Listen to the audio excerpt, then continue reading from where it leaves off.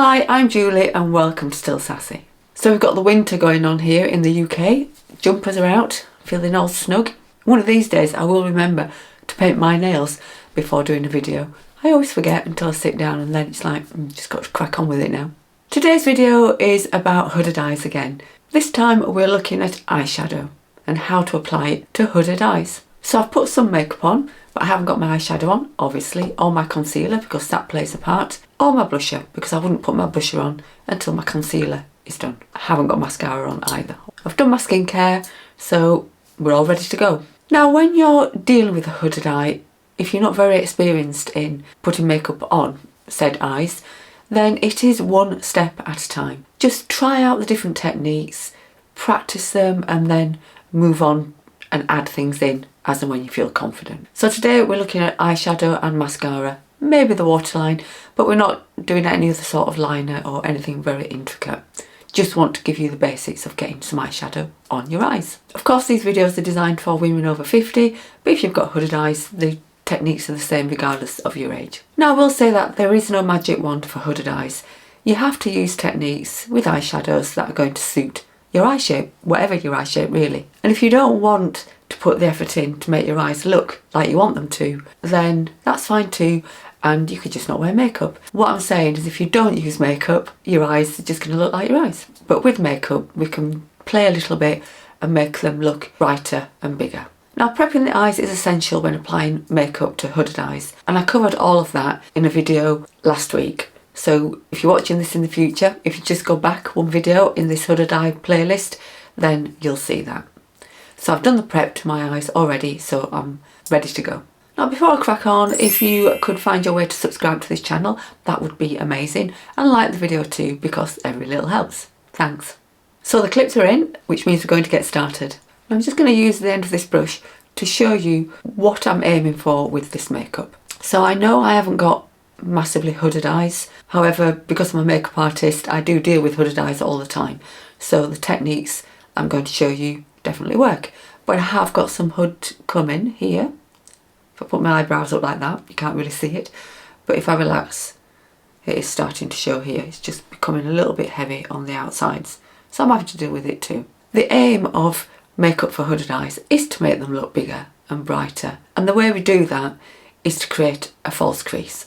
So if I look straight into my mirror, this is the crease here. So the bit that adds depth to your eye, sort of goes backwards here. And if you've got really hooded eyes are drooping like this bit here disappears, your crease disappears, and all you can see is either nothing or just some of your lower lid here. And what we want to do to make the eyes look bigger is to create a false crease. Now I know this sounds technical, but I want to reassure you that it's not hard. All hooded eyes are not created equal. Some people are born with them, some people get them as they grow older, like myself, and sometimes you can just get hooding over this part of the eye. Some people have hoods that go all the way across and completely cover up their eyelids. But either way, using these techniques is going to help. I would say with very hooded eyes, then it can be helpful just to lift the eyes up a little bit while you get to grips with your makeup. So the thing to do first is to take a good look at your eyes, looking straight into a mirror like I am now, and just assess where your hoods are, because that's going to help you understand how to put your makeup on. Now I've got one eye smaller than the other. It's been a from birth thing, so that obviously adds a little bit of an edge for me too, so I've got to take that into consideration. I can't really do my eyes exactly the same anyway because of that, but then I have this slight hooding now to deal with as well. Now as you get more confident with these techniques, I want you to try experimenting with different colours. If that's what you want to do, wear what you love. I really don't want you to be influenced by anybody saying that you can only wear browns or greys and taupes. You can wear colour with hooded eyes. Of course you've got to feel confident doing it, so what I would suggest is that you practice at home. Perhaps get a drugstore palette that's got lots of colours in so you're not paying a lot out, and just give it a go, see what works for you. Having said that, I am going to be using browns today because that's what a lot of people will want to wear, and I'll show you more adventurous styles and colours as we move on. Okay, I've zoomed you in a little bit, which is always interesting for the poor viewer. So if you've watched the video from last week, we talked about using small brushes. So I've got my small brushes at the ready. They are the best thing for hooded eyes. The way to start this is to create your new crease, or define your crease if you've got less hooded eyes like myself. What I want you to do is look straight into the mirror like I am now, and then I want you to get your brush, and if you think of my creases here, the aim is to make sure that when I'm looking straight forward, some of the eyeshadow can be seen above that crease. So the more hooded your eyes are, the more you'll need to put on sort of above where your crease would be if you didn't have hooded eyes. So let me get started and show you what I mean. So I'm using a Charlotte Tilbury palette today. This is the Dolce Vita, and as you can see, it's very well used. I've had this palette a while and I've absolutely loved using it. And I just like the colours, I thought they were ideal to show you today. So for this crease work, I'm going to use this darker shadow here. Now I know it looks dark, but this suits me. It doesn't have to be this dark, obviously. You can go lighter, you could just go something that's a bit lighter than your eyelids perhaps. The rule of thumb is to put something in this crease area that's darker than the rest of the eyeshadow is going to be. So if I was using purple rather than browns, for instance, I'd look at the purple that I was going to use on this part of my lid, the mobile lid, and then choose a shadow, probably in purple, maybe not, but that was darker than the one that I'm going to use on my eyelid. So that's one thing to remember. So I've got some of the eyeshadow on this brush. I'm just going to look into the mirror and put my brush right in the centre of my eye where I want this eyeshadow to go. Then I'm just going to start doing what we call the windshield wiper strokes and add this darker colour into my crease there. Now if I stop for a second, you can see how that is starting to look a bit darker there. I always start with very little on my brush and build up. So because I haven't got massively hooded eyes, I'm not going to have to go too far up, but I do need to go far up enough for the shadow to show. What I'm not doing is dragging this shadow down here, because everything that we do with hooded eyes, and just mature eyes anyway, is have everything going upwards. We want everything lifted. So I don't want to bring my eyeshadow and make it all droopy at this end. And you'll see I'm going to blend this a bit more in a minute. Now with this inner eye corner, again we need to see some of the shadow. So I'm not going to take it right down to the bottom here. We're just placing it nicely in that area there. Now you can see with this, I've now defined that crease. Just get some more eyeshadow, a little bit more. So because my eyes aren't that hooded, what I've done here is darken that crease. What you may have to do is go further up towards your eyebrows. So if your eyes are very hooded, you might be coming right up here. You can see I'm quite close anyway to my eyebrow, but you might have to go a bit further to make your eyes look like it has a crease. So that's a judgment you have to make for yourself. So for me, that's probably enough. What I'm going to do now is take, this is a small brush but slightly fluffier than the one that I've just used, and just blend that. Blend, blend, blend. It's really important to blend so it all looks nice and seamless. Because of my eye shape, I can get away with it at this outer edge, just using a slightly bigger brush than we've talked about before, just to continue to blend.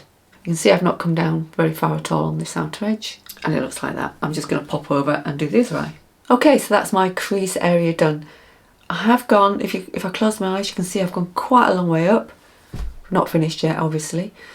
But as I say, you go as far as you need so that when you're looking straight into the mirror, you can actually see some colour on this part of your lids. And that will be different for everybody. Going to the dentist after this is going to wonder why I'm all glammed up. So now I'm going to take a small brush again. This is fluffy-ish, but not massively fluffy. I'm going to use the same colour, and I'm actually now going to darken the corner of this mobile lid. Just like that. Again, thinking everything going up, so not drooping it down here. You can get things to help you with this, just to keep the eyeshadow where it needs to be. And something like this, I've shown you it before, which just helps keep the eyeshadow going upwards, so you're not dragging it down. or you can go freestyle. So what comes next is to put a light colour on your lid, on this inner corner here, away from the dark edge that we just created over there. This could be a really light colour for you, it all depends. I'm going to be using this colour at the top here. I'm just going to get that on my brush and it's just going to go here. So again, if you've got really hooded eyes, you might need to lift your eye. Just be gentle. And on the other side. Now, one of the reasons I haven't yet put my concealer on is because I'm going to use my concealer in a way that helps with the lifted up look. But also, if I was doing my makeup, not on video, I wouldn't do my base first. I would do my eyes first and then my base, because if there's any fall down, particularly if you're using glitters or shimmers, then if you haven't already got your base on, it's dead easy to clean up. But for this purpose of this video, I've done it this way around. And that's it. That is the basic technique for getting eyeshadow on hooded eyes in a way that's going to make them bigger and brighter. Obviously, we've got a couple of steps to go yet, but from an eyeshadow point of view, that's all you need to do. Practice, practice, practice. That's what's going to help. So now I'm actually going to add some shimmer, because I don't want you to shy away from using glitters and shimmers. It's just got to be right for you. Whatever you want to do, whatever floats your boat, you do it. And I love my shimmers and glitters. Now, there is a nice shimmery shade in this Charlotte Tilbury palette, but I'm not going to use that. I'm going to use, I think, this Revolution Earth and Stone. Got a cracked mirror. This is how long I've had this. I do love the colours in here. Not sure we can get it anymore. If not, I apologise. But any shimmer or glitter that you want to put on is fine. What I'm not going to do is, for today, is to put it all over my lid. I'm just going to dot it right in the centre to give that pop of colour, but without overdoing it. Now, to do this, you can either use your finger or you can use a brush. I'm going for this small one. I think a flatter one would be better, but this is what I've got to hand. And what I might do, this instance, is wet my brush. And I'm just going to use some setting spray for this. It only needs to be damp, doesn't need to be anything like soaked. Now, I think because I've got browns on, I'm going to go with this gold colour here. I'm just going to pick it up and I'm just going to tap it right into the centre. Now, this is quite subtle. I know it looks like it probably wouldn't be in the palette, but I can build it up.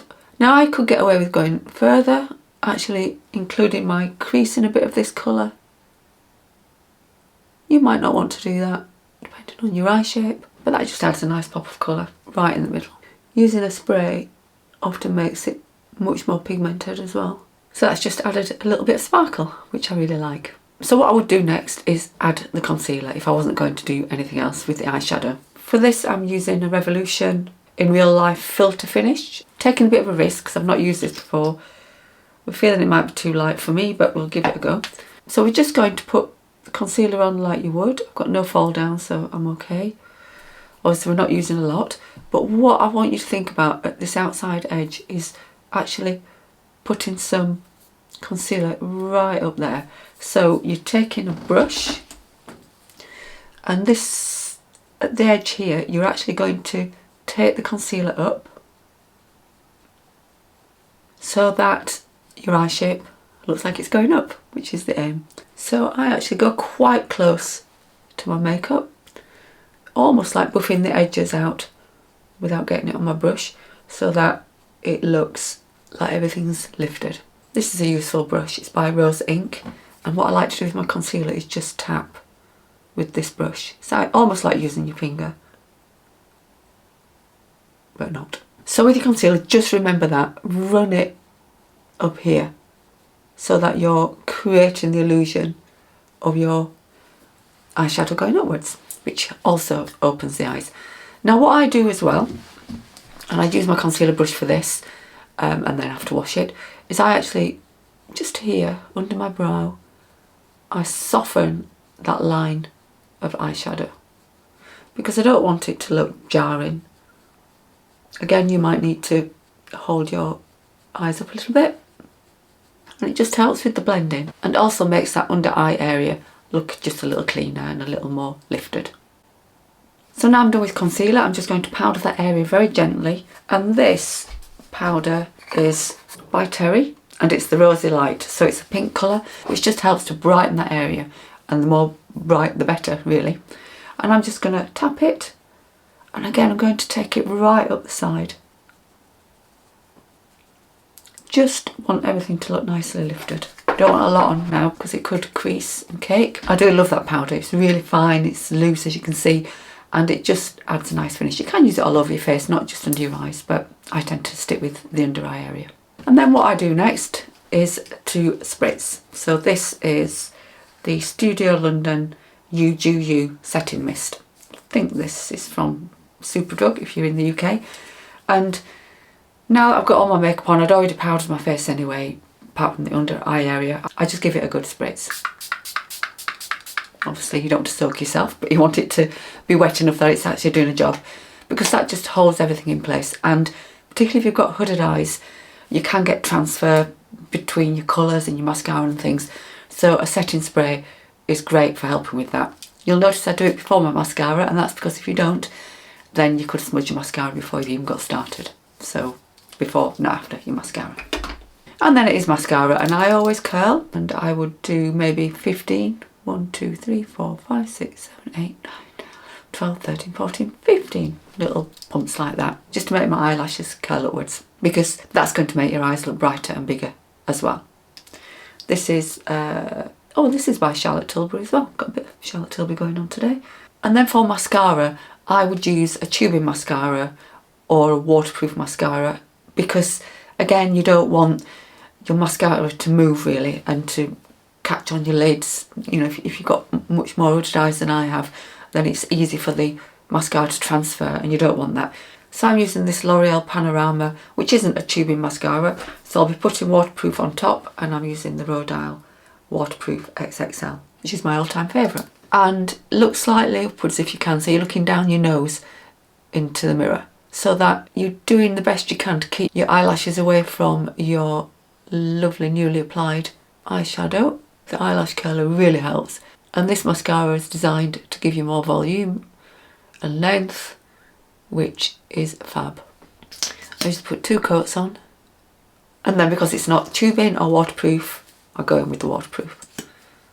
And I just need 1 coat of this. I'll probably comb these through a little bit once it was dry, but I won't show you that. You don't need to see that. So my lashes are quite long, which if I had more hooded eyes could be annoying, because they could catch on the hoods, but that's why wearing the waterproof after the normal mascara is key, because once that's dried it's not going to do that. This one seems to survive all weathers, which is why I wear it so often.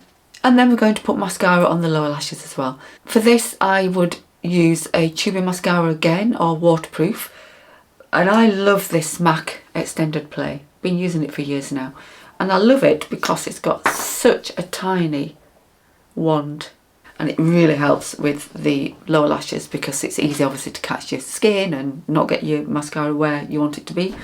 Now sadly this has dried up, so what I'm going to do is not waste this small wand and use my waterproof mascara and this wand. So with your lower lashes, I like to look down, and I'm just going to wiggle.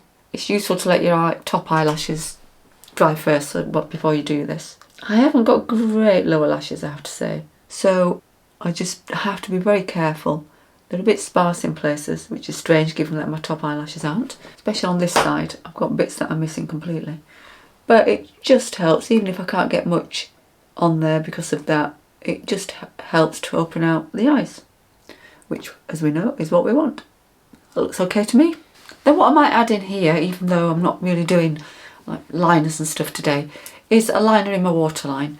And to make your eyes look bigger, cream is great, you know, like this creamy natural colour. Some people also like to wear a white, which I've got here.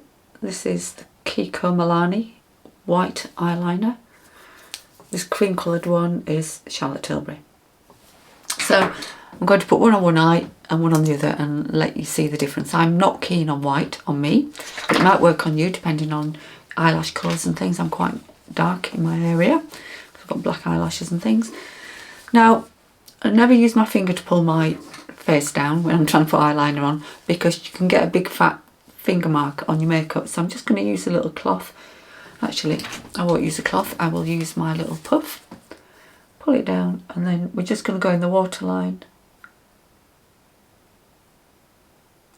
This just gives your eyes a bit of a pop without adding any colour. That's what the cream looks like. Just zoom you in again. Then the white one. Don't know what this dentist is going to think when he sees me today. Hopefully he thinks I'm glam. So with the white, just apply exactly the same. I do like these Kiko eyeliners. And that's the white. Actually, it doesn't look that bad. I tend not to use white very often, so it's quite nice to see that it doesn't look too bad. So that's the finished look with blusher on and everything. Hopefully you found that really useful and you've now got the confidence to go away and give that a try. Don't forget, it's only makeup and you can just take it off if you don't like it or it doesn't work. Thanks for watching everybody, and see you in the next video.